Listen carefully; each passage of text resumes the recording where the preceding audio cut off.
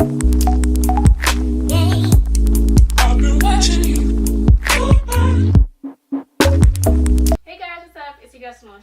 today in this video I'm going to be showing you guys how I pretty much put this bob together with little to no work, as I usually do. Today's hair is provided by Elemo, and like I said, this is a bob. I believe it's Terra Walker inspired. I'm going to call it that because they used her photo. And yeah, it's a cute bob. It's super, you know, lively, a lot of life going on to it. It's an already made wig, so all you have to do really is customize it to your liking and put it on your head. So I didn't use a headband for this video. I kind of just went ahead and put it on my head and used the adjustable straps that came with it on the back. So I hope you guys enjoyed this video. If you have any questions, let me know down below, and let's go ahead and get started on the video. Alright guys, so in this video, this wig that I have is actually a closure wig, so it's not a frontal. If you're not a fan of frontals, this wig is perfect for you because literally all I did was like go ahead and customize it a little bit more towards the end, cut the lace, and boom, it was on my head. I did not add an adjustable strap to this or do my method because I didn't really need to for this wig. So this actually was a very easy, straight out of the box kind of wig.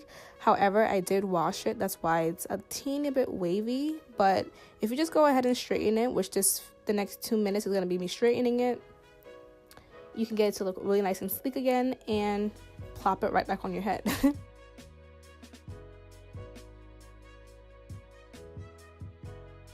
I believe this wig was pretty affordable, so it wasn't like something that was just a crazy amount of money. And the hair did straighten very easily. It had a lot of life to it, and that's kind of what I liked. Now, my only issue with this wig was I don't think the cut was as precise as it should have been. Like when I put it on the back of my hair, I feel like it was a little bit jagged in the back. I probably just needed to go ahead and retrim it myself, but I kind of didn't really want to, so I went ahead and just kind of chanced it. But I like my wig to be a teeny bit over my hairline, but not where I have like small forehead syndrome. I kind of just like it to be a little bit more on my hairline, which is probably why the back rised up a little bit and made it look a little bit more jagged, because on my wig head it looks actually really good.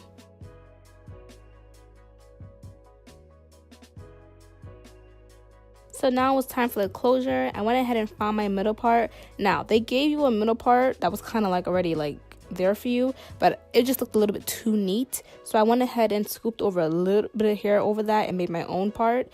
And as you guys know, I love this hot comb. I believe in it. I swear by it. So I went ahead and used this hot comb to just flatten it down.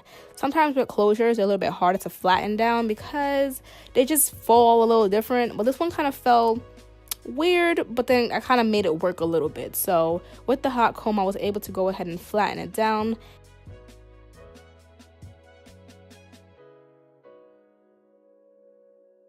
And then I used the hot comb to kind of just straighten out the ends a little bit. You don't have to do this part, but you know me, I'm a little extra. So that's what that came into play. So here I am with the parts. So that part is not going to work for me or you. So let's go ahead and make that a little bit more natural looking. So underneath the wig cap, they had it going all the way around, and it was driving me nuts because I could see it when I put it on my head, and it was making it look a little too wiggy. And like I said, me and you, we ain't walking around looking like that. So what I did was I pinned back the pieces of lace, and I went ahead with my scissors and kind of just cut that part off, cut the threads. The good thing is the threads were very visible and easy to see, so I was able to just snip and snip it without cutting the lace.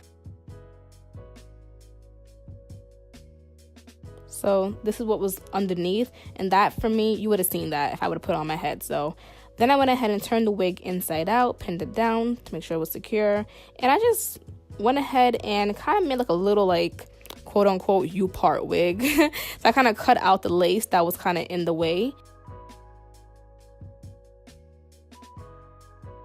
Yes, this is how it looks. So you see how much brighter and better it looks? Like, come on, like that wig cap underneath was not gonna do anyone any justice. So I went ahead and cut that part out. I mean, I guess you can leave it, but I personally wouldn't, so you guys shouldn't either. So here I am with my tweezer, and I'm just kind of opening it a little bit.